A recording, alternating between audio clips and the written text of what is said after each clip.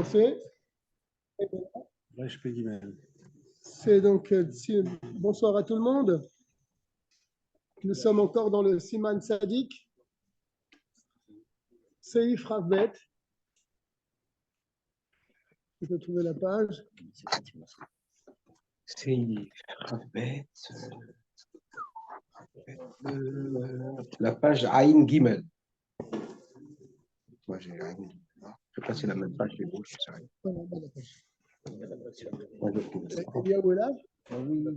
parti. Donc, on parle de la Hamida, bien sûr. On a parlé la semaine dernière qu'il faut se trouver devant le mur et qu'il ne faut pas qu'il y ait une séparation entre nous et le mur.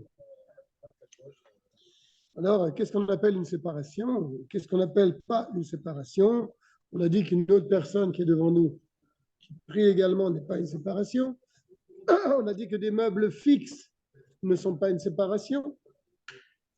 Et que pour être une séparation, il faut que ce soit quelque chose qui est haut de 10 tfachim et large de 4 tfachim. Il faut éviter de prier devant ce genre de kelim qui sont posés là par hasard.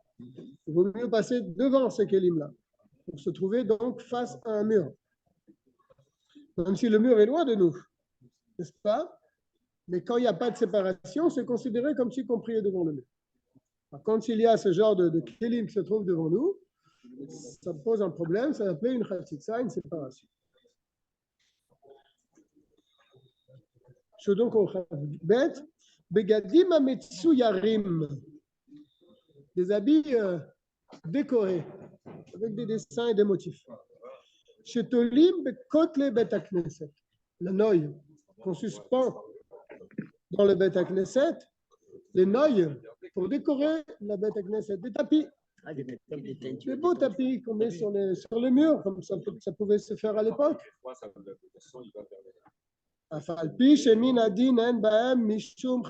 Bien que, d'après le strict din, il n'y a pas de chatzitza, n'est-ce pas, avec ses habits et le mur. Il n'est pas correct de prier face à ces décorations. Oui. Pourquoi? Quel est le problème? Ce n'est pas une chatzitza, et donc pourquoi je ne pourrais pas prier devant? C'est pour une autre raison. On avait déjà commencé à parler de ça la semaine dernière. Parce qu'imagine-toi, tu as un beau tableau devant toi, un beau Van Gogh ou bien un beau, je ne sais pas quoi encore, et tu regardes le paysage, c'est magnifique. Donc là, des beaux tapis bien décorés, ta kavana, elle va s'envoler dans les motifs qu'il y a dans le tapis. Il vit dans une tente. Ouais, bon, bah, si la tente, si elle n'est pas décorée avec ce genre de choses, il n'y a pas de problème. Non. Pour pas qu'il soit tenté de regarder, il va regarder donc ces dessins, ces motifs. Il ne pourra pas avoir une bonne intention dans cette fila. Ça nous pose un problème, on a un super beau. Oui, mais on ne prie pas dans cette direction. On a un super beau dessin un tableau. Tibériade. Ouais. Et franchement, je le regarde des fois. Mais tu ne pries pas vers lui. Non, mais on le voit. Oui, mais bon. Il est dans mon champ de vision. Il faut regarder dans son sidour dans ce cas-là. C'est vrai que ça attire l'attention. Bien sûr. S'il était devant nous. Je regarde des fois pendant la Mida. S'il était devant. Oui, mais pas pendant la Mida, Yoda. Non, pas la Mida. Si, voilà, là, on parle de la Mida. Donc là, il faut être rentré. Oui, bien sûr. S'il avait été devant nous, ce beau tableau qu'il y a dans Khala Vache, là, ça aurait posé un problème. De concentration pour la Mida. Bien sûr. C'est ce qu'il est en train de dire. Mais là, il ne pourra pas avoir une bonne kavana. Et si, voilà, c'est arrivé. Il a prié, puis après, il s'est rendu compte qu'il avait un beau tapis devant lui avec de belles décorations. Donc, j'ai bien fait d'en parler à Rav Levitan, oui. Parce qu'on a un gros problème ici, par contre. Vraiment gros problème. Avec le tapis? Non, pas avec les tapis, avec beaucoup plus grave que ça. Tu avais remarqué, non? Ah oui, tu nous en as parlé plus non, mais attends. Mais tu sais que j'en ai parlé. Moi, j'en ai parlé pour comprendre des mesures, elles étaient faites. Mais maintenant, j'ai eu tous les détails de comment ça a été fait, pourquoi ça a été fait en plus. De quoi tu parlais? Oui. Ben, tout simplement, les deux, tu vois ces deux piliers-là, quand tu vois ces deux beaux piliers-là, tu vois que les distances à cette mesurées, elles sont tout à fait asymétriques. Steve ARR. Voilà. Et ça montre deux grands avodas zara. Et quand tu regardes les 4 piliers qui tiennent la chute, comme par hasard, les 2 qui sont derrière n'ont pas ce problème-là. Les 2 qui sont là, alors on nous a donné l'excuse qu'il y aurait des tuyaux à l'intérieur, d'accord? Mais les tuyaux, il y a des coupes qui permettent de ne pas faire ce genre de dessin. Et qu'est-ce qui s'est passé en fin de compte? L'architecte, c'est lui qui a construit cette chute, enfin cette école. L'architecte qui a construit, c'est juif, c'est Bourgman ou Hoffman, je me rappelle. Nordman. Lui, il est juif. Il n'est jamais rentré dans une chose. Attends, il n'est jamais rentré. Il est complètement frais, mais attends. Il a été nommé par l'État. C'est un architecte d'État. Parce que. C'est la vie. Tu te rappelles ou non? Et là, on ne va pas s'égarer avec ça. Il y a plusieurs personnes qui sont. Ce gars, il a un cabinet de l'architecte. Les grosses œuvres sont faites par des architectes costauds. Lui, il a fait le Binyan en général. Et chaque salle, les toilettes, c'est un architecte. Et la salle des fêtes, celle-là, c'est quelqu'un. Mais celui-là, il avait une bonne cavana. Celui-là, il était très malin. Déjà qu'ils étaient jaloux, le conseil municipal, qu'on fasse une école aussi grande pour une communauté aussi petite. Mais lui, il a été très fort et très fin. Très, très fin, le gars. Il a mis dans le sens de la prière. Hein, tu ne l'as pas dans ce sens-là. Bon, on va arrêter là. Parce que, de toute façon, il y a Rav Levikan, il va regarder ce qui se passe. Bien, on continue. Sinon, on ne va pas s'en sortir. Alors, par rapport à la Tmina, l'eau. Et si ça arrive, qui prie devant, les palais negdam, tu vas prier devant. C'est beau tissu. Il y a Tsimenav. Donne-le, je te trouve la page. Il fermera les yeux. D'accord? Pour ne pas être distrait par ces beaux dessins. Les gammes que chez Metsayerim Kotle Beta. C'est pareil lorsqu'on fait des fresques dans les Beta Knesset.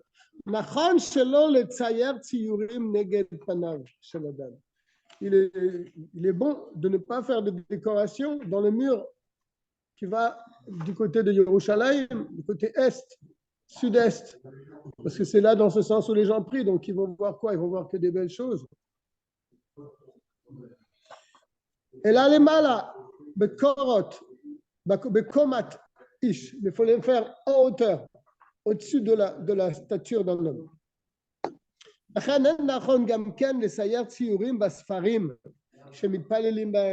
pour la même raison, il n'est pas correct non plus de faire dans les sidurim des belles décorations. Tu ouvres les pages des sidurim, des fois tu vois des belles en fond, des belles décorations sur les côtés. Chez l'autre, la kavana pour la même raison. Pour pas que ta kavana soit distraite et tu vas commencer à regarder les belles choses qui sont en sidurim. Aval begadim shemetzuyar alehem divret tfilot. Afilou leshev alehem bevet hakneset asur. Par contre, s'il y a des begadim, ici c'est plutôt dans des tissus, shemetzuyar alehem divret tfilot, sur lesquels sont inscrites des paroles de tefila. Maintenant, ils font ça avec des tableaux. Mais avant, peut-être, ils faisaient ça sur des tissus, où il y a des livrets de Torah qui sont dessus. Modim, par exemple, ou Alléluia Shabéa, sur des tissus. Afil ou les chefs aléem bevet hakneset assour. S'asseoir sur ces choses-là, c'est interdit. Il faut même d'ailleurs les faire sortir de la synagogue. Pour pas qu'il reste dans la synagogue quelque chose qui mal à nous les ania bevet hakneset shelanu davar sheu mukhan ou mezuman litfilatam. Alors là, on passe à autre chose, à mon avis. Ok, une seconde. Je me suis dit, me dit tfilot. Ah non, c'est pas tfilot. Tiflout. J'ai fait un faux pchat. Je reprends le. Aval begadim shemetzuyar alehem divrei tiflout. C'est pas la même chose, pas tfilot. J'ai mal lu. Des habits sur lesquels sont inscrits des inscriptions. Tiflout, ça veut dire des choses vraiment sans importance, des choses de bêtises. D'accord? Afilou les chefs aléem bevet hakneset assour. Même s'asseoir sur ça, c'est interdit. Le tsarer le otsia mi bet hakneset. Des habits comme cela, des tissus comme ça sur lesquels ils sont écrits des shtuyot, d'ivrei tiflout, eh bien, il faut les faire sortir de la synagogue. De la chantoufel, alors c'est ça? Ouais. Ah, c'est... Des choses qui ne sont pas cachères. Kedei shelo yishaer lanu shum davar bevet hakneset. pour pas qu'il ne reste dans la synagogue aucune chose qui mal à nous les aniar bevet hakneset shelanu davar shu mukhan umezubal litfinatam. Plus que ça. Comment laisser dans la synagogue des choses qui sont réservées les tiflatam pour des bêtises. Ok? Une petite question. Si, exemple, il y a une personne en face de nous, ils ont pris la tfila, la mida, et il a une inscription dans son t-shirt, pas dans son dos. Ouais. Oui. Comment détourner le Tu regard? regardes dans ton sido ou tu fermes les yeux. Ah, d'accord. Même si on prie dans la même direction. Ouais, bien sûr. Donc, il faut, Ouais, il faut fermer les yeux. D'accord.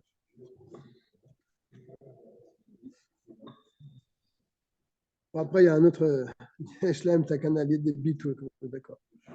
Tiflout, c'est peut-être même plus que des ch'touillottes. C'est peut-être même quelque chose qui a trait à leur avodazara. Ah oui, carrément. Ouais. Carrément. Ouais. Ah, parce que le toffel, c'est des choses légères. Toffel, secondaire. Av Gimel. Lo yitpalel betzad rabo velo achore rabo. On a déjà parlé de ça la semaine dernière. On ne priera pas à côté de son maître, juste à côté de son maître, et ni juste derrière son maître. Ad sheyachik dalet amot. Il faut que tu sois écarté de ton maître au moins de 4 coudées. Parce que lorsque tu te tiens vraiment dans la tfila, dans la mida, on parle bien sûr, à côté de ton maître,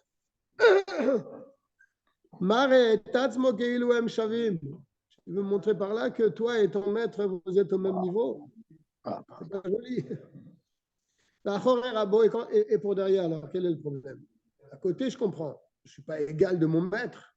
On ne parle pas de n'importe quel maître ici. On ne parle pas de quelqu'un qui donne un cours en amour. On parle de vraiment un gadol adore. Pourquoi derrière? C'est un peu orgueilleux de prier derrière son maître. Et quand plus forte raison, il ne faut pas se mettre devant son maître pour prier. D'accord? Et son maître est derrière toi. Et là, bien sûr, s'il est loin de lui, il n'y a pas de problème. Ok.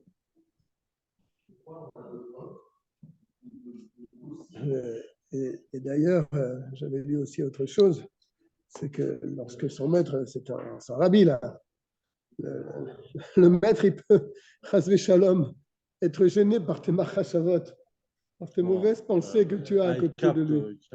Capte les mauvaises pensées. Il y avait le rabbi Rachab qui marchait, je crois que c'était le rabbi Rachab qui marchait avec un chassid. Et à un moment, il lui a dit pousse-toi parce que ça tourne trop dans ma tête. Éloigne-toi de moi. Le rabbi, c'était à 150 mètres, c'est ça. Les tzadikim, ils n'ont pas dit Yetzirara, mais des fois, ils reçoivent des pensées des autres personnes. Ben oui. Tu connais l'histoire tu connais cette histoire-là que le maître. Il y a un groupe là-bas. Ben oui. Oui, Je comprends pas ce que c'est ça. Je crois que c'est. Non, il y a beaucoup d'histoires comme ça. ויש אומרים שכל זה כשמתפללים ביחיד. Certains disent que tout ce que nous avons dit au sujet du maître, c'est lorsqu'on parle beyachid, lorsqu'on prie beyachid, lorsqu'on prie seul. On n'a pas minyan, on est tous les 2 ou 3 personnes, on est ensemble, on prie.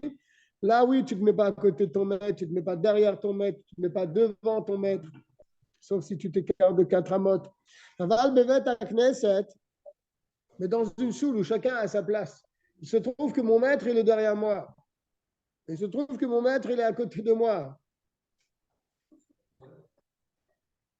Alors, si c'est le seder yeshivato, si c'est la manière où les gens sont assis, comme on avait parlé que dans la choule, les gens, ils ont une place fixe. Ils sont numérotés, leur place. Il se trouve que tu t'es assis à côté du rabbi. Si c'était comme ça à l'époque. Un la rouche. Il n'y a pas à craindre. S'il est devant lui ou s'il est derrière lui. Pourtant, même dans un cas pareil, il vaut mieux être scrupuleux de ne pas s'asseoir à côté de son maître, ni devant, ni derrière, ni sur le côté. Mais, l'alcool panim, ouais. Il dit, même que c'est bien d'être mahmir, à minag leakel. Quand même, le minag veut qu'on est mekil, on est indulgent dans ce domaine-là. Si dans la même choule, le maître et l'élève sont assis l'un à côté de l'autre parce que leurs places sont fixes comme ça, on est mekil. L'alcool panim, ça réalise שירחיק מאחורי רבו, כדי שיוכל רבו לנסוע ג' פסיעות לאחורה. Mais quand même, si tu pries derrière ton maître dans une choule, là, Amida, on se lève, au moins je lui laisse la place pour qu'il puisse faire 4 amotes, les 3 pas en arrière. Bon, après, la Amida qui ne vient pas me marcher sur le pied. Tu comprends? Là, il et là, il se trouverait que le maître ne pourra pas faire 3 pas en arrière, il devra attendre que toi tu finisses ta tefila. Jusqu'à ce que lui termine sa tefila. Donc, c'est gênant de faire attendre le maître. Il a terminé sa tefila et comme toi tu es derrière et tu n'as pas fini ta amida, donc le maître ne veut pas faire les 3 pas en arrière parce que tu es derrière lui. Donc, tu vas faire attendre le maître. Tu vas donc fatiguer. Il couvre les rabots à ton maître. Si par contre, ce n'est pas seulement ton maître, mais c'est ton chaver également. C'est à la fois ton maître et à la fois ton chaver. Alors, mouta, c'est permis. Mais si c'est devant le maître, pas dans la choule, mais devant le maître, on prie par exemple dans un mariage, je me mets devant le maître, même si le maître et la personne sont deux chaverim en quelque sorte, sauf qu'il y a un rabbi et il y a l'autre. Alors, il ne faut pas se mettre devant lui. Et l'alder est chez Nilbert, mais comme on explique, comme nous avons expliqué. Tu sais que quand on priait dans la petite choule là-haut, dans les premières années, le rabbi priait plus souvent là-haut. Oui, bien sûr. Bien sûr. Donc, des fois, il y avait vraiment beaucoup de monde. Oui. Et donc, pour se tenir, se tenir loin, c'était pas évident. Hein. Le rabbi se lève pour faire Shmoné Esrei, il fait les 3 pas, c'était très dur. Oui, je me rappelle. Je me rappelle très bien quand tu es là-haut. Bon, mais le rabbi, quand même, il avait quand même la place pour faire 3 pas en arrière. Le rabbi faisait des grands pas malgré tout. Il ne faisait pas des petits pas, il faisait vraiment 3 pas. Non, mais je parle de certaines fêtes où il y avait vraiment quelques filotes où il y avait c'était difficile. On ne rentrait pas tous, de toute façon. On ne rentrait pas tous. Hein. De toute façon, on rentrait pas tous. Les gens qui étaient dehors, ouais. C'est pas possible. Mais c'est arrivé. Bien sûr.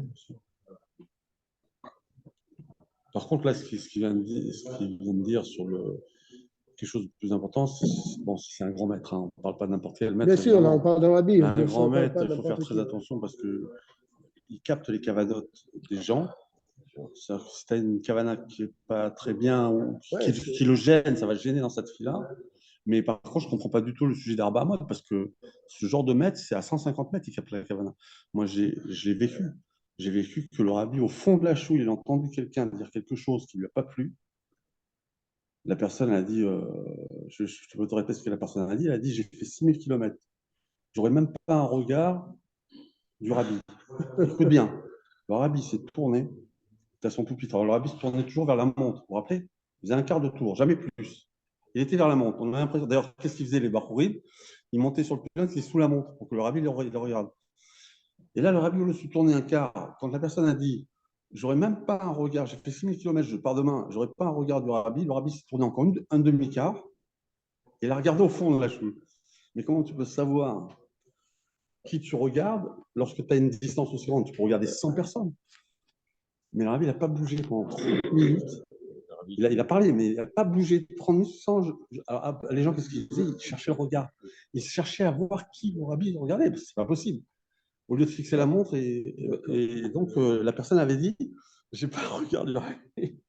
Alors on lui a dit tu vois, il faut penser doucement chez le rabbi, pas penser trop fort. Il ne faut pas parler fort. Chavialet. Kol makom she'en korin bo kriyat shema en min palelim bo. On a parlé pendant dans les halachot du Shema Israël qu'il y a des endroits où on n'a pas le droit de faire le Shema Israël parce que les endroits sont sales. Alors, c'est le même din pour la Hamida.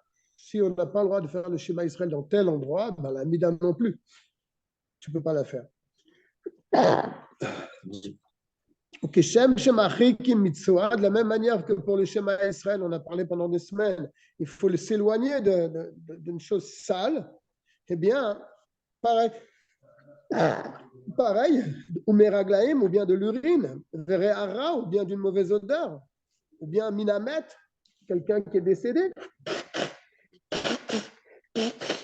ou bien vereiyat ayerva, si quelqu'un il est dénudé, il ne peut pas faire le Shema Israël devant, il faut s'éloigner. Car machikim la tfila, ce sont les mêmes dinim pour la Hamida. Donc là, il faut remonter un petit peu dans les lois du Shema Israël. Mais ce sont les mêmes lois pour la Hamida. Tout ce qui est valable pour le Shema Israël, que tu ne peux pas faire ton Shema Israël parce que devant c'est sale, donc il faut que tu t'éloignes. Quand c'est devant, si vous vous rappelez, pour vous rappeler un petit peu, s'il y a un excrément qui se trouve devant, il faut s'éloigner jusqu'à ce que tu ne le vois plus. Ou bien tu passes devant et tu t'éloignes de 4 amotes. Si tu ne sens pas l'odeur, bien sûr. Parce que si tu sens l'odeur, il faut que tu avances jusqu'à ce que tu ne sentes plus l'odeur et après tu fais encore 4 amotes. N'est-ce pas? Donc pour la Hamida, c'est la même chose. Aya Omed Batfila, il était dans sa Hamida. Et un enfant a uriné dans la synagogue. Alors, ça pose un problème. Qu'est-ce qu'il doit faire? Il est en pleine Hamida. Il est en plein Shemona Israël. Ishtak. Il s'arrête. Il ne dit plus rien. Jusqu'à ce qu'on amène de l'eau. On avait parlé comment on annule de l'urine en versant un révit d'eau dedans. Jusqu'à ce que quelqu'un amène un verre d'eau d'un révit et qui verse sur cette urine. C'est ce qu'il va dire. Jusqu'à ce qu'on apporte de l'eau, et qu'on mette cette eau sur la flaque d'urine que l'enfant vient de faire. Ou bien, ou bien s'il n'y a personne qui amène de l'eau, tu vas rester planté comme ça longtemps. Alors tu avanceras, tu marcheras dans ta Hamida, tu avanceras jusqu'à ce que l'urine se retrouve derrière toi, à 4 amotes, 2 mètres. D'accord? Ou bien tu vas sur le côté, l'urine se trouve sur ton côté. Si tu ne peux pas avancer devant, au moins tu t'écartes sur le côté de 4 amotes. Ou bien si tu ne peux pas ni avancer ni aller sur le côté, tu sors de la choule et tu finis ta Hamida dehors. Car on avait déjà expliqué que marcher dans la Hamida, ce n'est pas un F-sec, ce n'est pas une interruption dans la Hamida. Parler dans la Hamida, ça c'est une vraie interruption, tu dois reprendre le débat. Mais marcher, dans un cas de force majeure comme maintenant, où il ne peut pas continuer à prier, marcher n'est pas considéré comme un F-sec, comme une interdiction. Il y a une distance à ne pas dépasser. Non. La preuve, il te dit, tu sors de la choule. Si tu ne peux pas ni aller à droite, ni aller devant. Tu n'as pas d'autre solution. Tu peux sortir de la choule, continuer ta Hamida dehors. C'est ce qu'il dit. Veigmar tefilato. Et tu continues ta tefila. Tu ne reprends pas au départ. Et il dit l'Admorazaken, et c'est d'ailleurs la meilleure solution, c'est de quitter l'endroit pour continuer ta tefila. Velo lishtok, et ne pas s'arrêter et attendre. Parce que là aussi, ça pose un problème de s'arrêter et d'attendre. Pourquoi? Parce que si l'attente, on avait vu ça dans le schéma également, si le temps que tu as attendu, pendant ce temps-là, tu aurais pu finir la Hamida, alors là, c'est un vrai F-sec. C'est comme dans le schéma. Si à un moment, tu t'arrêtes dans ton schéma, et le moment que tu t'es arrêté, tu aurais pu faire tout ton schéma dans cette attente-là. Alors, il faut que tu reprennes au départ, au début du schéma Israël. Alors, c'est pareil dans la Hamida. C'est pour ça qu'il te dit il vaut mieux ne pas se taire et plutôt sortir tout de suite pour continuer sa Hamida. Parce que, c'est ce qu'il dit tout de suite, vélo yishtok, et ne pas s'arrêter et se taire. Kishema Yish'e, parce que peut-être qu'il va attendre. Kedé Ligmor et Kula. L'attente qu'il va avoir, il aurait pu finir toute la Hamida. Veitztarech la Chazar le Roche. Et là, dans ce cas-là, oui, c'est un Efsek, oui, c'est une interruption. Et donc, tu dois reprendre ta Hamida depuis le départ. Venimsa Gorem Bracha She'ena Tzricha. Et donc, tu vas refaire une Hamida, alors que tu as déjà fait quelques brachot de la Hamida. Donc, tu vas dire des bénédictions. She'ena Tzricha, que normalement, tu aurais pu éviter de dire une deuxième fois les mêmes bénédictions. Alors, il est préférable, si ça arrive, ce genre de choses, c'est de sortir immédiatement de la choule, si un enfant a fait sur lui, pas sur lui, parce que si c'est sur lui, ça ne pose pas un problème, parce que l'urine, il n'est pas dévoilé, il est sur la personne, il a ses vêtements dessus, ça ne pose pas un problème. Mais là, on parle que l'enfant, il a fait dans la synagogue. Il y a une flaque d'urine dans la synagogue. Bien. Mais l'idéal, c'est bien de sortir. De sortir, c'est ce qu'il dit. Pourquoi? Le mieux, c'est de sortir. La kavana, elle est portée sur l'action. Non, ce n'est pas pour la kavana qui demande de sortir. C'est comme on vient de le dire, pour ne pas trop attendre. Parce que si tu attends trop, alors à ce moment-là, dans cette attente, tu aurais pu finir la Hamida. Alors là, tu seras obligé de recommencer la Hamida. Donc, tu vas faire une bracha. Tu vas refaire des bénédictions que tu as déjà faites et que tu aurais pu te passer de refaire en sortant rapidement. Bien. Là, on va rentrer. Il peut s'en sortir s'il a donc dépassé le Zman, si ça fait une vraie Saka. Il peut s'en sortir en disant bon, je sais plus, de l'invite pour les brachot. Oui, il devra dire Baruch Shem Kevod, mais malgré tout, Baruch Shem Kevod, c'est vraiment. C'est le dernier recours. C'est pas. Quelqu'un il fait une bracha levatala, même s'il dit Baruch Shem Kevod Malchut. Non, mais c'est toujours le dernier recours qu'on a après une bracha. Oui, mais ça ne t'enlève pas quand même, ça diminue un petit peu. Ça diminue un petit peu la faute, mais quand même. Oui, enfin, il faut prendre le devant. Il ne va pas faire 10 brachot supplémentaires alors qu'il les a déjà faites. Ouais. Il aurait pu sortir et continuer sa mida tranquillement. Il ne faut pas se mettre dans une situation où on se dit je vais dire Baruch Shem Kevod Malchut et après c'est bon, non. Là, c'est vraiment. Non, mais ce que je viens de relever, c'est que le Zman, c'est une brève Saka. Comme le dit Bourg. Comme quand vous parlez, on sait. Mais moi, je ne me rappelle pas, enfin, je ne savais même pas que. De trop attendre. Ça peut arriver dans le schéma même. Le schéma est court. Le schéma, il est court. Le schéma, ce n'est pas la Hamida. Parce que pour terminer la Hamida, il faut quand même quelques minutes. Mais le schéma, c'est très court. Donc, si tu t'arrêtes un petit peu dans ton schéma, si ton attente elle est trop longue et tu aurais pu faire tout ton schéma, bah, tu recommences au début du schéma. Il faut faire attention. Bien là, on a terminé le Siman Tzadik, on rentre dans le Tzadik Aleph. Alors, de quoi va-t-on parler ici? Chez Yezor Motnav. Il doit ceindre, je ne sais pas comment on dit en bon français. Ouais, ceindre. Il doit ceindre ses hanches, Vechaser Rocho, couvrir sa tête, Bishat Tefila, au moment de la tefila. Alors, on va voir de quoi ça parle. Begadav, ses habits, Ketzad. En sarer lomar shete arvato mechousa. On ne parle pas, bien sûr, qu'il faut couvrir sa nudité. C'est une évidence. Mais là, pareil dans le schéma, le cœur ne doit pas voir l'endroit de notre nudité. C'est-à-dire, si j'ai une grande là-bas, ça ne marche pas. Il faut faire une coupure entre le cœur et le bas. D'accord? On ne parle pas de ça.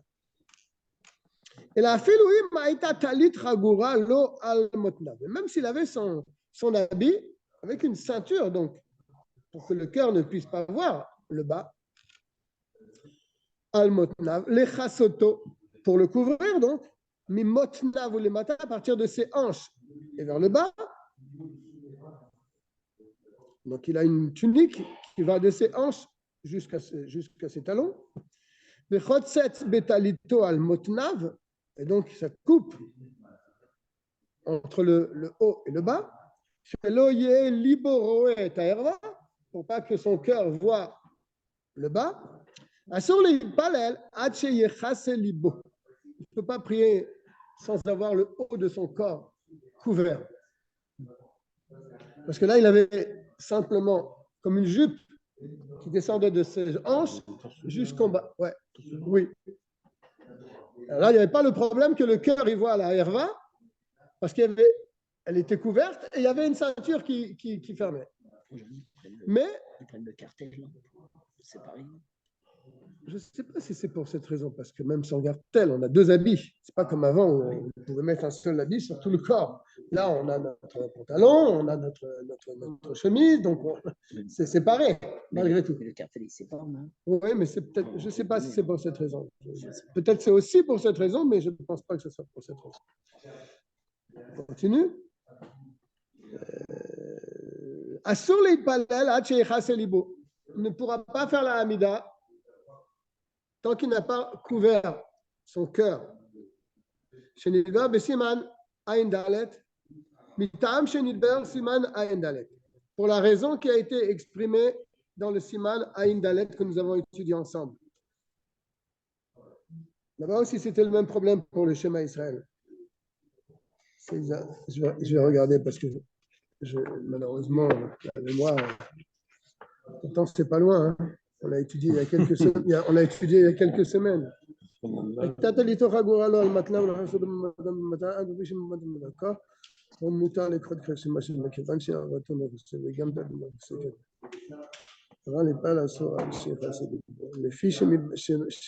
me semblait bien que le schéma en avait le droit. Il le dit. Mais là, il donne la raison de la לפי שבתפילת צריך לראות את עצמו כעומד לפני המלך. Pour le schéma, tu peux le faire torse nu. Il n'y a pas de problème si tu es couvert en bas avec une ceinture, tu peux faire le schéma torse nu. Mais la Hamida, tu ne peux pas. Parce qu'il y a une grande différence entre le schéma et la Hamida, on a déjà parlé de ça. Dans la Hamida, on est face à face avec le roi. Donc, quand on est face à face avec le roi, tu ne peux pas te présenter tu peux pas te présenter comme ça devant l'homme. Dans le schéma, ce n'est pas pareil.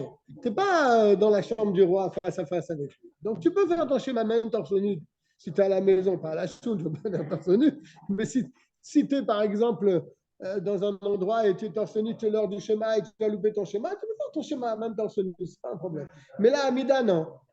Parce que tu es en présence du roi, face au roi. C'est la raison que je viens de lire d'ailleurs. Alors c'est ça qu'il répète ici, bien qu'il en avait parlé avant.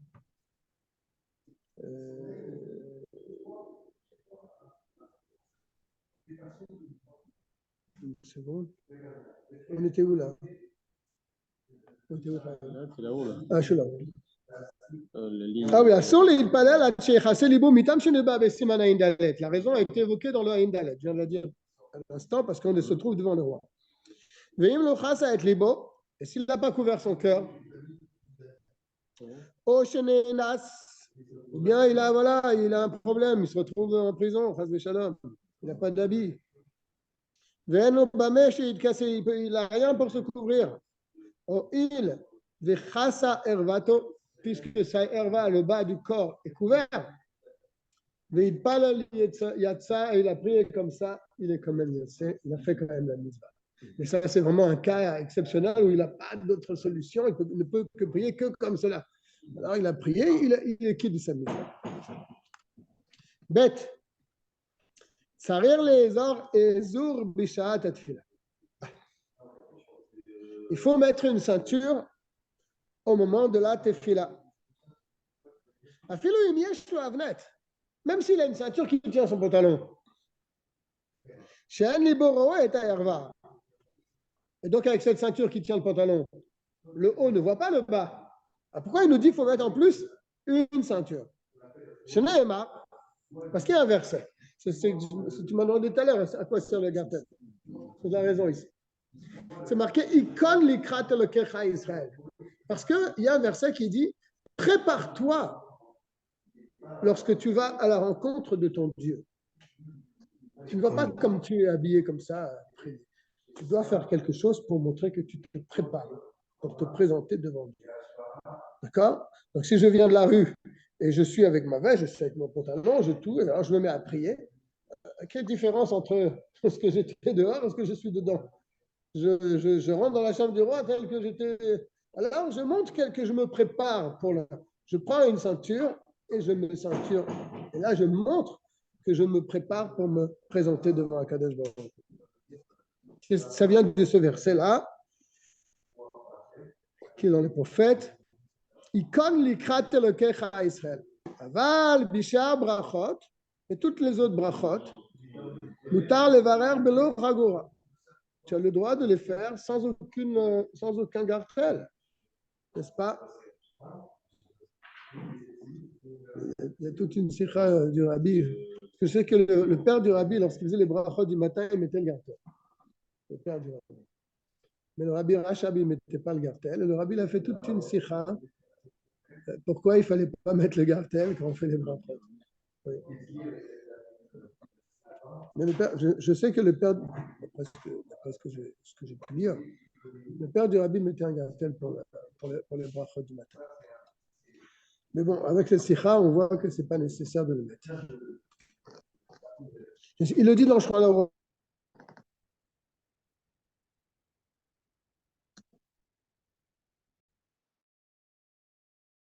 Sans avoir la ceinture. Ce dafka, c'est précisément pour la Hamida qu'il faut mettre cette ceinture.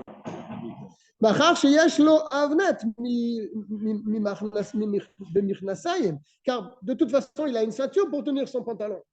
Donc, entre le bas et le haut, c'est séparé déjà. Donc, pour ce côté, pour ce inyan-là, pour ce sujet, il n'y a pas de problème. Donc, celui qui a créé la ceinture. Mais cette ceinture en plus, pour se préparer à se présenter devant la Kadosh Baruch Hu. Donc, avec la ceinture du pantalon, le haut ne voit pas le bas.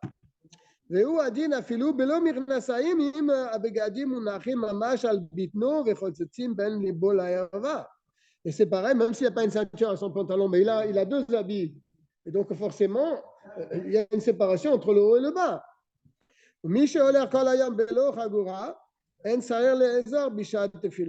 Et il nous dit, pourtant, celui qui a l'habitude d'aller toute la journée sans chagora, sans ceinture, tu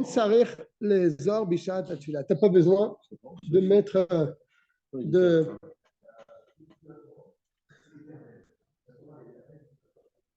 Parce que ça dépend du makom malgré tout.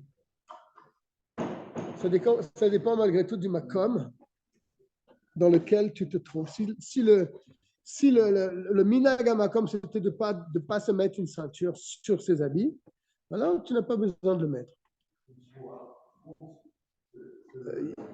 On n'a qu'à regarder les photos de l'époque. Les gens, ils avaient au-dessus de leurs habits une grosse ceinture sur leurs habits. Donc, c'était un peu mechoubad peut-être de porter cette ceinture. C'est un peu honorifique de porter cette ceinture.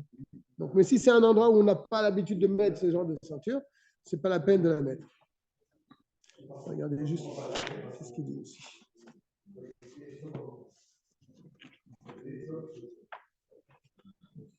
Pas seulement au Maroc, ou en Algérie ou ailleurs qui mettaient les ceintures déjà. Même on voit des vieilles photos en Europe de l'Est, en Europe, là-bas, les gens, ils avaient des ceintures malgré tout, des grosses ceintures sur leur habit.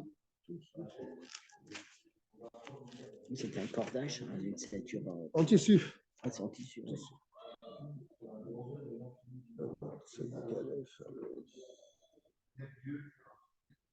Peut-être que c'est une présentation pour bien se présenter devant peut-être c'est une manière de présenter. Peut-être qu'il y avait un nœud, comme un paquet cadeau, vous voyez. Il amène deux petites notes sur ce qu'on vient de dire. Sur ce qu'on vient de dire, que celui qui n'a pas l'habitude de mettre cette ceinture au-dessus de ses habits dans la journée n'a pas besoin de la mettre quand il prie. Il amène deux notes. Une note qu'il a tirée du Sidour, qui dit là-bas, Kol ish mi Israël, chaque juif doit mettre une ceinture au moment de la tefila. Il dit même d'une manière spirituelle, ça s'explique, car il est dit Ozer Israël bigvura. Dieu ceinture Israël par la force. Chez Yesh Sham Chagora. Donc il y a dans ce sujet-là une ceinture. Dans le Sido, c'est marqué ça. Ou bien dans le Ktsot HaShulchan, c'est marqué Midat Hasidut. C'est une Midat Hasidut, même si on a l'habitude de marcher dans la rue sans cette ceinture, que lorsqu'on prie, on met une ceinture sur soi. chacun selon sa coutume en tout cas.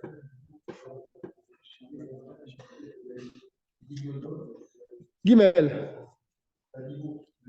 Sur les otsi askara mipiv belo berosh megula. Il est interdit de dire le nom de Dieu avec une tête découverte. Avec la tête découverte, sans rien sur la tête. Certains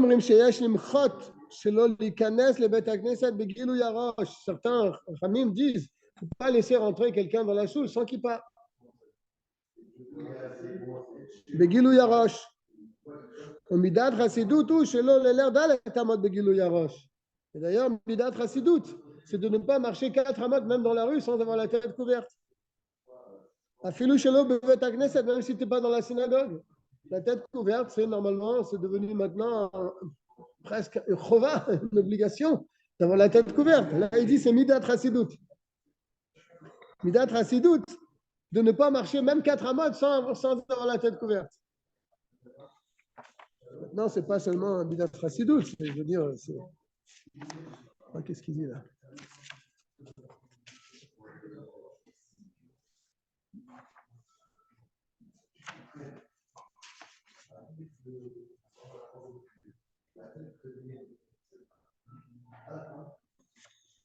Là, il fait un diou qui dit, si vous avez remarqué, sur les otsi askara mipiv. On ne peut pas dire le nom de Dieu par sa bouche, c'est-à-dire prononcer. Donc, il semble de là que si tu as la tête découverte, tu peux penser à la Torah quand même, malgré tout. Ce qui est interdit, c'est de le sortir avec ta bouche. Minadine, je parle du strict, d'après le strict din. C'est ce qu'il dit ici.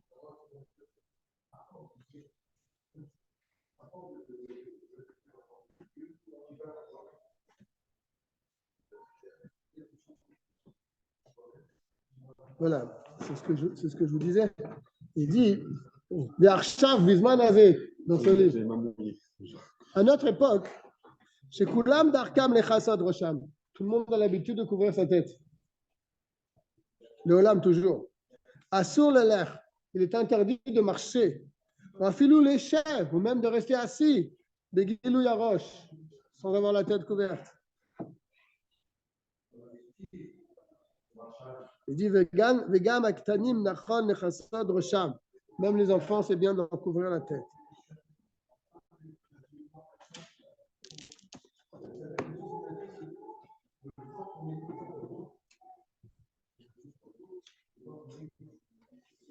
Dalet. Kovim akeluim mikash. Vous avez vu les chapeaux en paille? Choisis ces chapeaux en paille. Chashuvim kisui, c'est considéré comme un kisui, comme un chapeau. C'est quelqu'un qui a un chapeau avec la paille, en paille, il a la tête couverte. Aval anachat yado al rosh, mais mettre sa main sur sa tête, ena chashuva kisui, ça n'est pas considéré comme couvrir sa tête. Les fiches à yad et à roche gouf echadem, parce que la main et la tête, c'est le même corps. On ne peut pas couvrir son corps avec notre propre corps. Mais si c'est un autre qui met la main sur ta tête,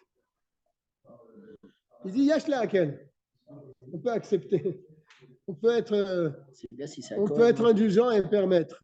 Donc, si quelqu'un il a pas il veut dire une bracha, tu lui mets la main sur sa tête comme ça, il pourra dire la bracha. Hein, des fois, quand tu fais le Mifsaïm, tu donnes un bon mot à quelqu'un, il veut faire la bracha, tu lui mets la main sur la tête. Parce qu'au moins, il n'a pas dit le nom de Dieu, il n'a pas fait une avéra de dire le nom de Dieu sans avoir la tête couverte, parce qu'il a dit à sourd plutôt, il est interdit de dire le nom de Dieu sans avoir la tête couverte. Donc, des fois, tu donnes un gâteau à quelqu'un, et si tu sais que si tu vas lui faire répéter la bracha sur la tête, tu lui mets la main sur la tête. Non, soit un sourd. Parce que la kippa n'étant pas une mitzvah, c'est devenu maintenant un chiyuv. Oui, c'est Minag Israël Zoutori, mais malgré tout, ça ne vient pas d'un. C'est marrant. C'est pas une mitzvah de la Torah. Parce que c'est pas une mitzvah. Donc, qu'on a un issour derrière, c'est par rapport à Minag Israël. Alors. Par respect. Par respect. Par respect envers Kadosh Baruch Hu. Ça fait partie donc de ce chapitre-là qui parle donc du respect qu'on doit avoir Aurais envers pu un croire cadeau. que seul, par exemple, tu es tout seul. Tu sais, les taquipas, tu dois faire une bracha urgente. Tu te dis, bon, et dans le cas où tu es tout seul, qu'il n'y a pas un problème de Khilul Hashem, est-ce que c'est Non, faisable? non, c'est pareil. Même Tu ne pas. peux pas dire le nom de Dieu. Ah, Et ça, même c'est mettre ta vraiment- main sur la tête, ça ne Non, va ta pas. main, c'est sûr. Enfin, on peut le dire, mais par contre, le fait que ce soit sourd, tu vois, on n'a pas C'est ce cru. qu'il a, On c'est n'a ce pas qu'il vu a que c'était un dit. Issour, tu vois. C'est ce qu'il dit au début du Guimel. Ouais, ouais. Assur le otzi askara mipi berosh megoula. Ok, ok. On n'a pas le droit de dire le nom de Dieu avec la tête découverte. Issour, ça ne veut pas dire que tu transgresses une mitzvah de la Torah. Ça veut dire c'est une interdiction, mais la banane. Ah, mais c'est un Issour quand même. Ouais. C'est pas moche. Les rabbanan, tu peux pas toucher au rabban. Et lo ya'amad adam batula ba apundato. Un homme ne se tiendra pas donc dans cette syllabe apundato. Je crois que c'est avec sa apundato, ça veut dire avec sa sacoche peut-être. Je me souviens plus, c'est une Mishnah ça. Ça a apporté dans le rabbin, il l'amène en bas. Velo bereglaim megoulim, pas avec les pieds nus. Im derer anche amakom shelo ya'amdu lifnei agdolim ela bebat eraglaim.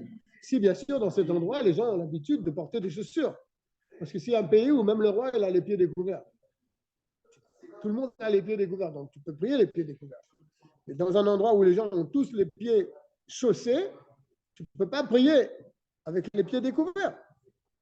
Avalim darkam, voilà il le dit. Avalim darkam la amo yechefim bifnei agdolim. Mais si dans ce pays on a l'habitude de se tenir pieds nus devant des gens importants, comme dans le sud, dans les pays d'Afrique ou même au Moyen-Orient, oui. En sandales. Moutar les palais yachef. Alors là, tu as le droit de prier pieds nus. Ah, C'est c'est pas- ça pose Minag pas de Hamakom problème. alors. Oui. Minag Hamakom. Mais le Kohen Gadol, Dans le Beth Amikdash, c'est pas seulement le Kohen Gadol. Ouais. Tous les Kohanim, ils étaient pieds nus Voilà. parce que c'était le derer. c'est ça, le constat. C'était le derer d'être pieds nus. Non, mais tu aurais Parce pu qu'il y a faire un autre chose. déraklal, toi. Parce qu'il y a autre chose, parce qu'il fallait pas qu'il y ait une séparation entre le. Mais ça, c'était dans la Avoda, c'est pas sûr que lorsqu'il. Dans le Beth Amikdash, il priait, il faisait la Hamida, il faisait les brachot, etc. Est-ce qu'ils étaient aussi pieds nus? Quand il faisait une avoda dans le Beth Amikdash, un korban, un sacrifice, il mettait le sang sur le. Etc. Quand ça touchait le korban, là où il devait être pieds nus, il devait être posé sur le sol du temple. Mais quand ils étaient dans les dans les Beth Hamoket, par exemple, là-bas où ils dormaient, où ils priaient, est-ce qu'ils devaient être pieds nus aussi? Non, parce que je ne sais pas. C'est pour un froum, c'est un froum qui veut en tirer un déraklal. Il est tout seul, enfin, même pas il est tout seul. Il se dit, bon, j'ai un problème, j'ai pas de chaussures, j'ai pas de chaussettes. Est-ce que je peux faire les brachot quand même? Non. Ah, les brachot. Là, oui, les brachot, c'est différent. Il avait dit Rav Pesder qu'on ne peut pas. Rav Pesder, il avait dit clairement qu'on ne peut pas pieds nus. Le Rav Hillel Pesner, qu'on ne peut pas prier pieds nus. Hillel Pesner. Qu'est-ce qu'il a? Non, Bechlal, prier. Il fallait mettre, comme il dit Yehuda, des chaussons, au moins des chaussons. Ah, Sion, tu vas bien. Bon, Rachem. Non, mais prier, ça veut dire quoi? Là, on est dans les lois de la Hamida. Là, on parle de la Hamida. Est-ce que quelqu'un qui fait la Hamida, on peut pas prier. Quelqu'un qui fait les brachot le matin, à son réveil, est-ce qu'il peut les faire pieds nus? Non. D'après Rav Pesner, je ne pense pas. Hein. Il a dit clairement, Rav Pesner, il avait dit on ne peut pas pieds nus. Moi, je me rappelle très bien. Non, il avait dit au moins mettre des chaussons, quoi. Oui. C'est sûr que non. Moi, j'étais à côté de lui quand il avait dit. Tu as entendu le pshat que quelqu'un, un froum, il pourrait faire? Un froum, il se dit, bon, je suis dans une situation, je suis pieds nus. Je n'ai pas de chaussettes, je n'ai pas de chaussures. Dans le Beth Amikdash, le Kohen Gadol faisait la avoda pieds nus. Oui, mais comme il a dit au choix, ça c'est pendant les sacrifices. Oui, non, mais est-ce qu'on ne peut pas en tirer un déraklal quand on est. C'est bien sûr, c'est pas pour faire un. Non, c'est-à-dire que quelqu'un, il se dit, est-ce que je peux. Ah, ben, dans le Beth Amikdash, le Kohen Gadol. Moi, j'ai entendu de Rav Pesner lui-même. J'étais à côté de lui quand il a dit. Hein. J'étais à côté de lui. Clair. Le Rav Hillel Pesner? Oui, le père. Ah non, c'est pas des blagues. C'est pas des blagues. Quelqu'un a dit avec des chaussettes. Non, il faut impérativement des chaussons. Voilà, on arrive là. On y arrive. Bon, attends, est-ce que pieds nus, c'est considéré en chaussettes, c'est considéré pieds nus? Chaussettes, c'est pas l'idéal. L'idéal, c'est les chaussures. Raph Pesner, il parlait pieds nus ou pieds nus en chaussettes? Non, je suis pas là encore. Chaussettes, ça passait pas, je pense pas. D'après ma mémoire, c'était chaussons ou chaussures. D'accord. Ouais. Ah oui, oui. J'étais à côté de lui. Quelqu'un a posé la question comme ça. En haut de la page, respect vavor.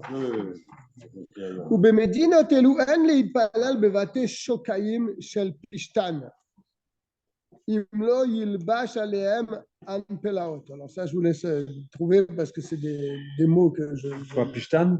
Non, pishtan, c'est ce que c'est du lin. Mais là, il parle de certaines sortes de chaussures ou de chaussettes. D'accord? C'est ce que je suis en train de dire. C'est pas, je sais pas, c'est pas très clair pour moi. Attends,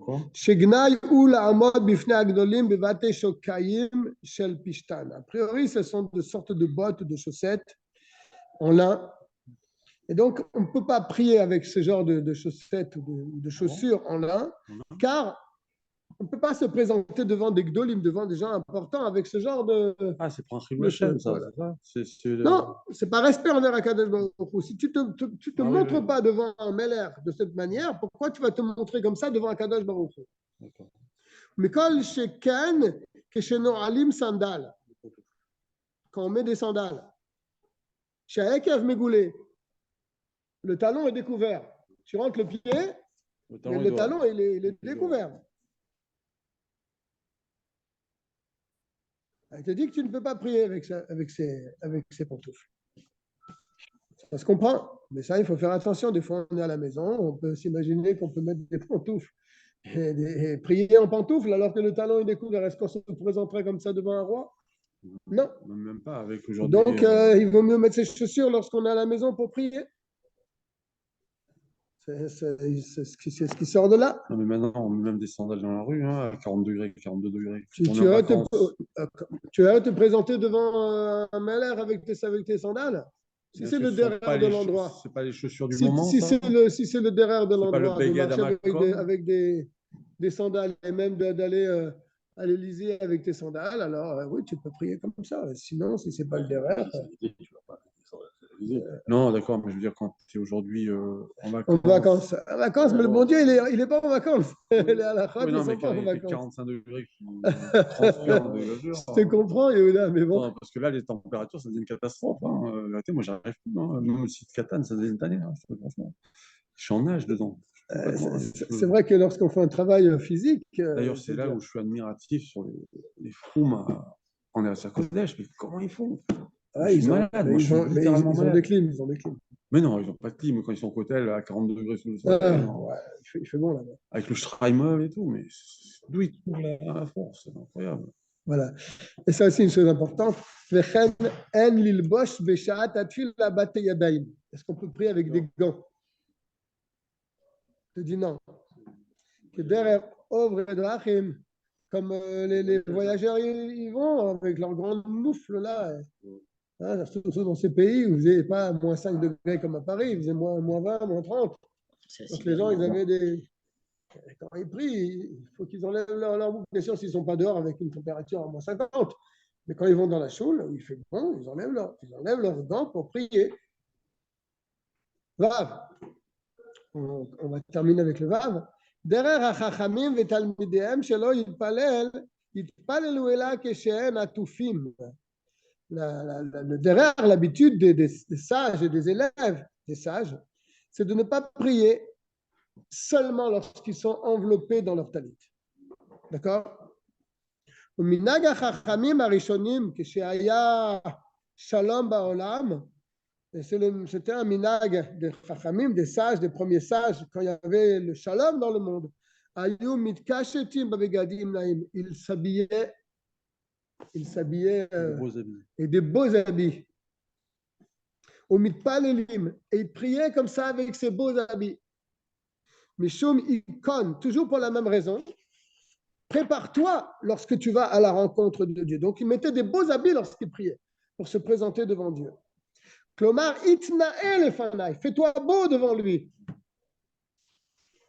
Quand tu pries, tu dois être bien habillé. Pas la chemise qui sort et tout débraillé. C'est ce que je dis aux enfants. Vous présentez devant un Kadosh Baruch Hu, habillez-vous bien avant de vous présenter. Ça, c'est quand c'était le shalom dans le monde. Ils étaient heureux et ils montraient du respect en s'habillant bien devant un Kadosh Baruch Hu. Ou Be'et Azam, malheureusement, dans des moments difficiles où il y avait Chazé Shalom, des pogroms à l'époque, Ayu Omdim Ka'eved Lifnei Rabbo. Ils se tenaient comme des serviteurs devant leur maître, humbles. Chez Mashlich Adrato Me'alav. Ils retiraient leurs beaux habits de sur eux. Shelo Yirek Chashuv Vechovek Et Yadav Be'ezbaotav. J'ai sauté une ligne, non? שלא יראה כחשוב וחובק את ידיו באצבעותיו. Il ne faut pas se montrer comme quelqu'un d'important alors que tout le monde est dans le malheur et toi tu vas avec tes beaux habits te présenter devant Kadosh. Bon, tu te présentes devant Dieu comme un serviteur. Tu ne mets pas tes beaux habits. וחובק את ידיו באצבעותיו. Et il attrapait leurs mains avec leurs doigts. Alors, je ne sais pas comment il faisait. Je ne pense pas qu'il faisait comme ça. Ils attrapaient leurs mains avec leurs doigts, comme cela. Voilà, je pense que je faisais comme ça. D'accord? Mais Hematrabo, pour montrer la crainte qu'ils avaient envers leur créateur.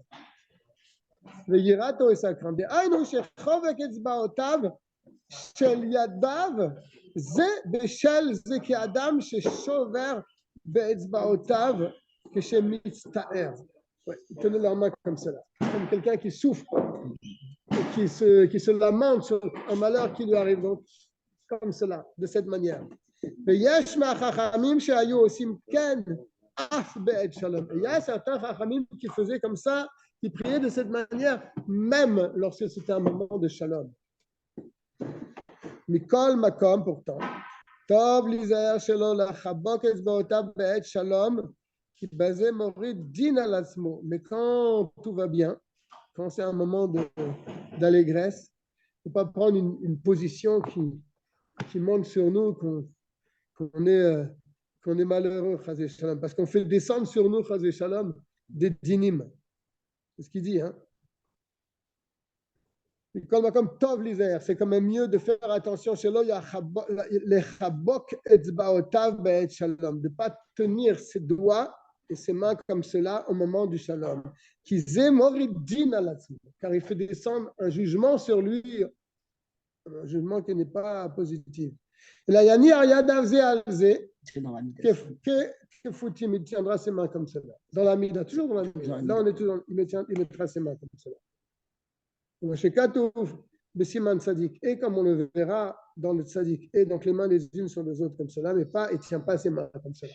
Oui, j'ai vu des raves tenir comme ça. Là. Comme ça. Oui, quand on prie, on se met comme ça. Bien, on va s'arrêter là. On va souhaiter à tout le monde une bonne soirée, une bonne fin de soirée. Bezrat Hashem. On se retrouve la semaine prochaine. Bezrat Hashem. Avec Mashiach. Kol Tov.